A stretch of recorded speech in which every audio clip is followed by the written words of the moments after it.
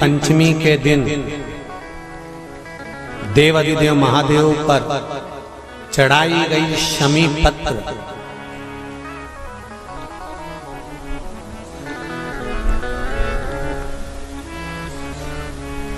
शंकर भगवान पर चढ़ाई गई शमी पत्र आस्तिक मुनि का नाम लेकर, कौन से मुनि? आस्तिक मुनि का नाम लेकर शमी पत्र को वापस उठाकर उसको अपने दरवाजे की चौखट पर कहीं पर भी या द्वार पर कहीं पर भी एक ओर रख देने पर घर के अंदर, बगीचे के अंदर सर्प प्रवेश नहीं करता। ध्यान रखिए, सर्प प्रवेश नहीं करेगा। शमी पत्र समर्पित करने पर, उस शमी पत्र को आस्तिक मुनि का स्मरण करने पर, कौन से मुनि है? आस्तिक मुनि का स्मरण करने पर भीतर घर के अंदर बगीचे में सर्प भी प्रवेश नहीं। उस शमी पत्र में जया, विषहरा, शामली वारी, दौतली और देव, ये पांचों कन्याओं का भाव प्रकट हो जाता है और वो कन्याएं हमारे घर के द्वार की रक्षा करती हैं। तुम्हारे घर की बहन बेटी क्या करती है? तुम्हारे घर की बहन बेटियां क्या करती हैं? घर में बहन बेटी आती हैं तो बद्दुआ देकर नहीं जाती। घर में कन्याएं रहती हैं, बद्दुआ नहीं देती। घर की बेटियां जब दरवाजा छोड़कर शादी कर वाले दिन, विदाई के दिन अगर जाती भी हैं तो बेटियां हाथ में धान भरकर फेंक कर जाती हैं कि मेरा मायका खूब फले फूले, आगे बढ़े। छापे लगाकर चली जाती हैं कि हमने हमारी जीवन की सारी दौलत, जीवन का सारा सुख अपने मायके में दे दिया है। वो बेटियां तो जया, विषहरा, शामली बारी, दौतली, देव, ये उस घर में निवास करती हैं जिससे ये घर में हम रक्षा कर सकते, रक्षा कर सकते।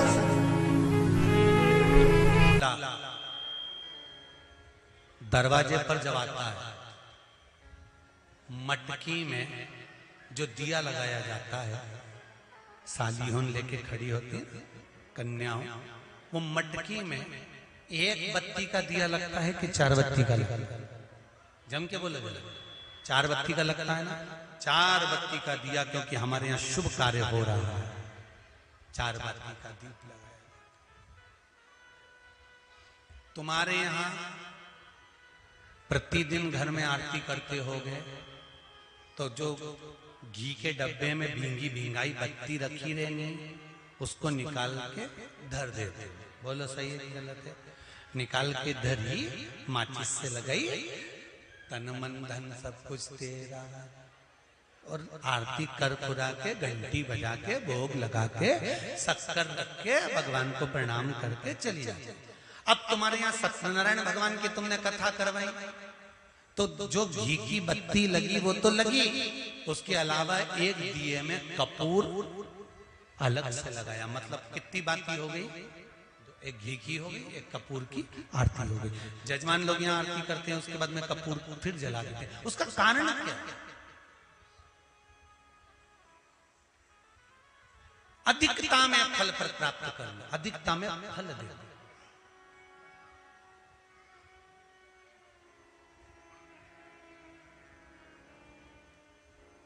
साल, 2 साल, 4 साल, 6 साल में आप भी प्रयास करा करो, पतली पतली बत्ती बनाकर 108 गिनकर घी में जब उसको पूरी बांध लो, घी में भिगो कर रख लो। कोई घर में विशेष कार्य हुआ या कहीं तीर्थ गए, कहीं गंगा जी के घाट पर गए, सरयू, मंदाकिनी, नर्मदा, गोदावरी, छिपरा, आदि कादि के घाट पर गए तो उस बत्ती को प्रकट कर कर जलाकर रख दिया। क्या होता है उससे? माता सती ने कौन सा पुण्य करा था जो शंकर भगवान के कंधे पर शव पड़ा हुआ था और शंकर नाच रहे थे? वो सती का पुण्य था कि वो कभी एक सामग्री से शिव को प्रसन्न नहीं करती थी, बहुता में देकर शंकर को रिझाती थी। इसलिए शिव ने उसको अखंडता प्रदान की। शंकर भगवान ने अखंडता दी है उसको, अखंडता।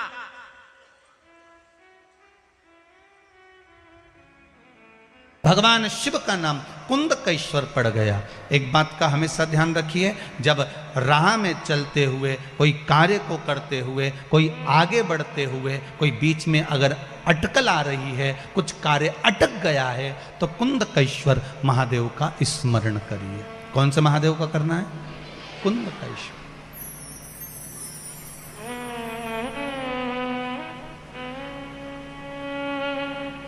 कुंदकेश्वर महादेव का स्मरण करिए। अच्छा, कई लोग एक प्रश्न करते हैं, गुरुजी ये बताओ कि आप बताते हो कि कुंदकेश्वर का स्मरण करो या उद्धूतेश्वर का स्मरण करो या फिर ये देवता का स्मरण करो महाराज, तो ये मंदिर में जाना पड़ता है क्या इनके? तो शिव महापुराण की कथा कहती है आप किसी भी मंदिर में जाएंगे और जिस देवता का नाम लेकर आप जल चढ़ाएंगे उस समय पर वो देवता उसको स्वीकार कर लेता है। आप जिस मंदिर में जा रहे हो, आप किसी मंदिर में जाकर पशुपति व्रत कर रहे हो तो पशुपतिनाथ उसको स्वीकार कर लेगा। आप किसी मंदिर में जाकर केदारनाथ जी के नाम से जल चढ़ा रहे हो, केदारनाथ भगवान उसको स्वीकार कर लेगा। आप किसी मंदिर में जाकर त्र्यंबक के नाम का जल चढ़ा रहे हो, त्र्यंबकेश्वर भगवान उसको स्वीकार कर लेगा। आप किसी मंदिर में जाकर महाकाल के नाम का जल चढ़ा रहे हो, महाकालेश्वर बाबा उसको स्वीकार कर लेगा। वो उसको प्राप्त कर लेता है, वो उसको ग्रहण कर लेता है। महाराज, श्री शिवाय नमस्तुभ्यम, श्री शिवाय नमस्तुभ्यम। कुंदकेश्वर महादेव का नाम का स्मरण कर लेने पर जीव सुख पा जाता है। आज एक कोई इन्हीं पंडित श्री रमेश मेंदोला मित्र मंडली का ही कोई एक सदस्य सुबह मिलने के लिए आए थे, शायद वो बैठे भी होंगे।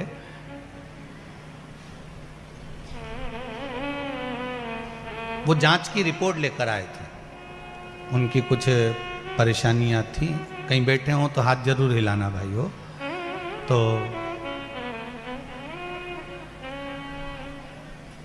मस्तक पर उनके बिंदी लगी हुई थी और उन्होंने कहा गुरुदेव, डॉक्टर ने इतनी सारी बीमारियां बता दी थी और बहुत घर के लोग टेंशन में आ गए थे, पर मेरे घर के माताजी ने कुछ उपाय भगवान शंकर के कुंदकेश्वर महादेव के करे और कहा 3-4 दिन से कथा सुन रहे हैं ना, और गुरुजी बोल रहे हैं कि 3 महीने में रिजल्ट आएगा। अगर मैंने दिल से शिव महापुराण की कथा सुनी है तो तू आज जांच करा क्या? सारी जांच भगवान शंकर के भरोसे पर आई। वो अगर कथा में बैठे हों तो जरूर हाथ हिलाना भाई हो। तो उन्होंने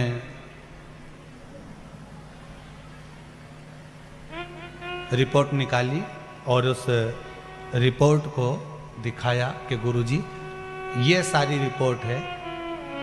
डॉक्टरों ने कह दिया था पहले जब रिपोर्ट जांच करी थी कि ऐसा ऐसा बीमारी है, ऐसा ऐसा रोग है और ये चीज़ है। और जैसे ही शिव महापुराण की कथा सुनने के बाद मेरी माता के कहने पर मैंने जांच कराई, सब रिपोर्ट अच्छी आ गई, कुछ भी उसमें प्रॉब्लम नहीं, कुछ भी नहीं।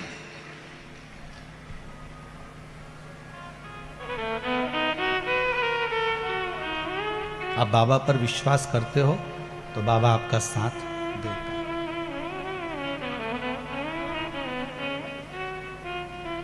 शिव कृपा करता है। ऐसा हो नहीं सकता कि शंकर कृपा ना करे अगर आपका विश्वास प्रबल है। जिस समय कहीं अटक रहे हो, बहुत हम तो यहां तक कहेंगे कि कोई बहुत बड़ी समस्या, बहुत बड़ी प्रॉब्लम सामने आकर खड़ी हो गई है, तो कुंदकेश्वर महादेव के नाम से 1 लोटा पानी, उसमें एक सफेद पुष्प, डालकर शंकर को समर्पित कर दो, या सफेद फूल शिव जी को चढ़ा दीजिए और उस पानी को भगवान शंकर पर समर्पित कर दीजिए महाराज। और उसके बाद आप आगे बढ़ जाइए, फिर कोई डरने की जरूरत नहीं होगी, शिव उसको संभाल लेगा। कुंदकेश्वर महादेव संभाल।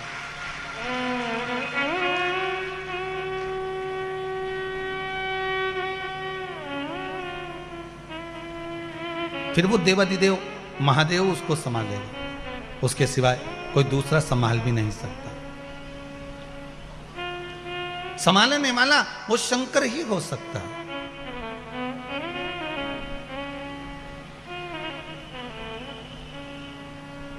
बोलो कुंदकेश्वर महादेव।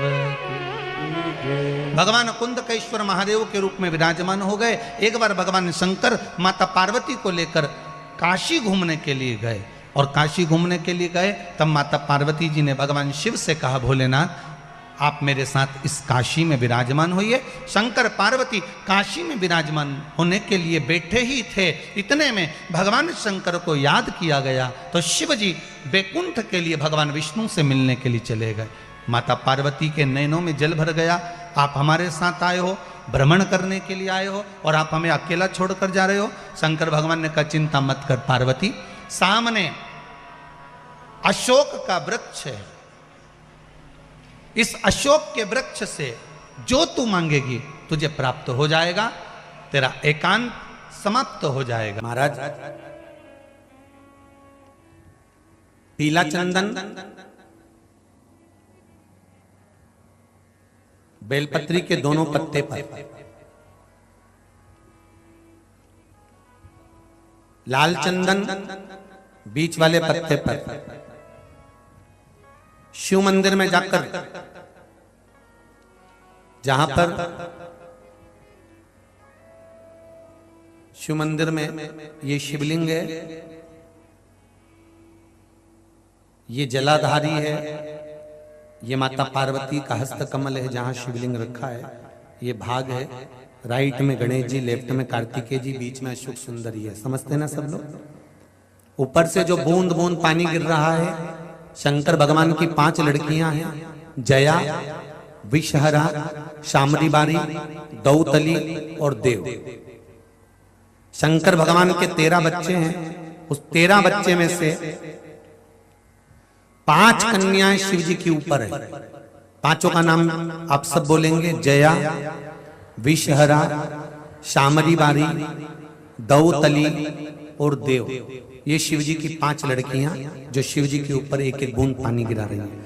जो जलाधारी लगती है वो शिव जी की 5 बेटियों के नाम से लगती है। शंकर भगवान की 6 नंबर की बेटी अशोक सुंदरी है, जहां से जल बहता है बीच में एक मोटी सी लाइन रहती है, वो शिव जी की छोटी लड़की है अशोक सुंदरी।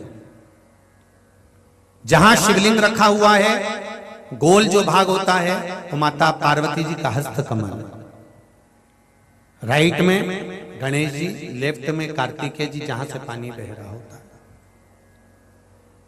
पानी गिरने के बाद में जितनी दूर तक मंदिर के फर्श से निकलकर जितनी दूर तक जाता है, वहां 33 कोटि देवी देवताओं का निवास होता है। इसलिए शंकर जी के जल को लांघा नहीं जाता।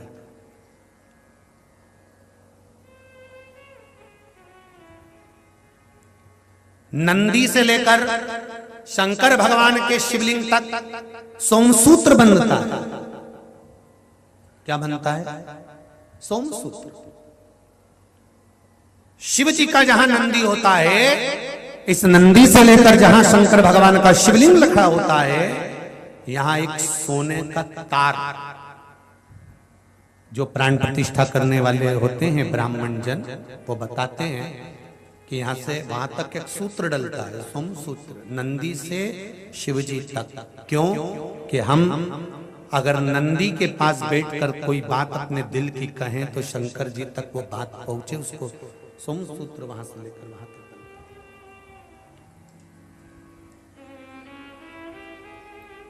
अब तो प्रतिष्ठा के समय पर सोने की वो तार डालते कि नहीं डालते वो पता नहीं, पर शिव मंदिर का नियम है, छोटा सा भी अगर शिव मंदिर बना रहे हो, बड़ा भी बना रहे हो, तो नंदी से लेकर शिवलिंग तक एक सूत्र डलना चाहिए सोने का तार, वो भूमि के अंदर ही होना चाहिए।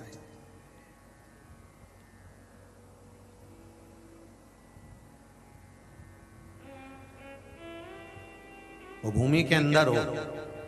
जब फर्श लगे तो उसके अंदर कि यहाँ नंदी बैठेगा, तो यहाँ से लेके यहाँ तक शिव जी है, यहाँ से यहाँ तक एक तार डाल दिया, एक सूत्र बांध दिया। वो सूत्र क्या काम करता है? सोम सूत्र की प्रामाणिकता क्या है? क्या कार्य करेगा वो? तो वो एक कार्य करता है।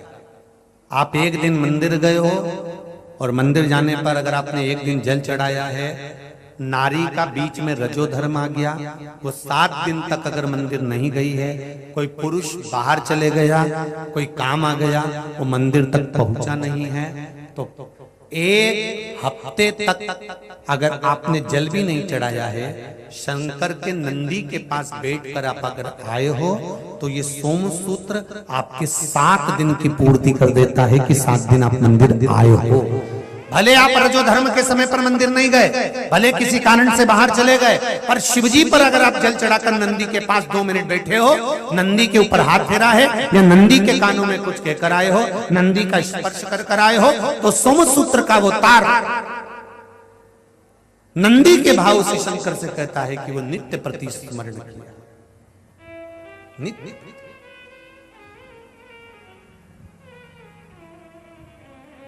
महाराज तो बेलपत्री, दोनों में पीला चंदन, बीच में लाल चंदन, और जो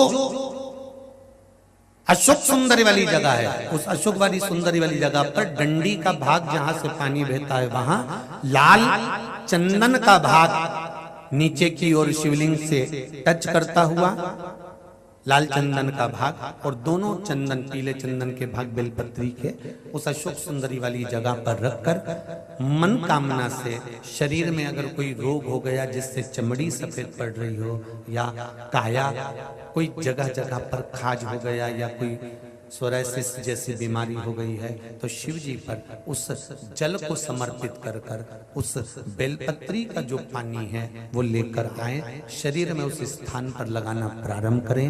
धीरे धीरे लगभग 15 से 20 दिन तक अगर क्रम करा और श्री शिवाय नमस्तुभ्यं का जाप किया, ये निश्चित है काया अपने रूप में आना प्रारंभ हो जाती है, निश्चित।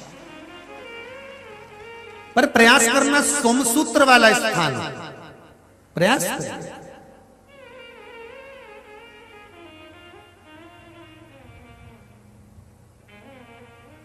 उच्चारण एक ही करना है आपको उस समय पर जल चढ़ाते समय, षडाक्षर मंत्र का उच्चारण। षडाक्षर मंत्र को सब बोलेंगे साथ में, चालू हो जाइए। ओम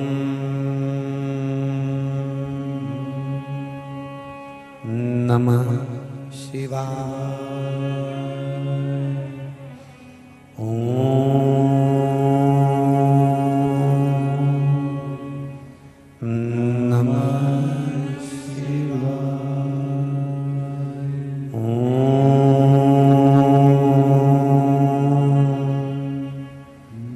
नमः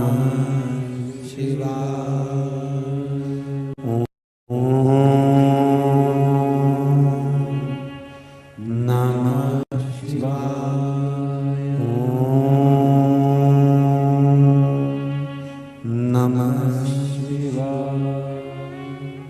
षडाक्षर मंत्र का जाप करेंगे जल चढ़ाते समय। सेमरी हरचंद की कथा में कहा था, रायसेन की कथा में वर्णन किया था, और हाले कोसा में जो साहू परिवार ने कथा कराई थी उसमें वर्णन किया था कि सूर्य नारायण भगवान को हम जब जल देते हैं, जल की धार एकदम पतली चलना चाहिए, एकदम पानी उंडेल कर नहीं आना, थोड़ा धीरे धीरे स्लो। जिस माता के या किसी भाई के तन पर पूरे स्थान में अगर कहीं कैंसर की गांठ भी बता दी है, और अगर आप सूर्य नारायण भगवान को प्रातः के समय पर उसको देखकर, जल में सूर्य की किरणों को देखकर जल छोड़ रहे हैं, सूर्य को अर्घ दे रहे हैं, और वो जल की धार आपके कैंसर वाली जगह पर या गांठ वाली जगह पर उस सूर्य की किरण पानी में से आपके उस स्थान पर पड़ रही है जहां पर गांठ है। तो आप 1 या 2 महीने तक लगातार जल चढ़ाएंगे, उसके बाद जाकर जांच कराइए, गांठ धीरे धीरे गलना प्रारंभ हो गई होगी। सूर्य के अर्घ में वो बल होता है।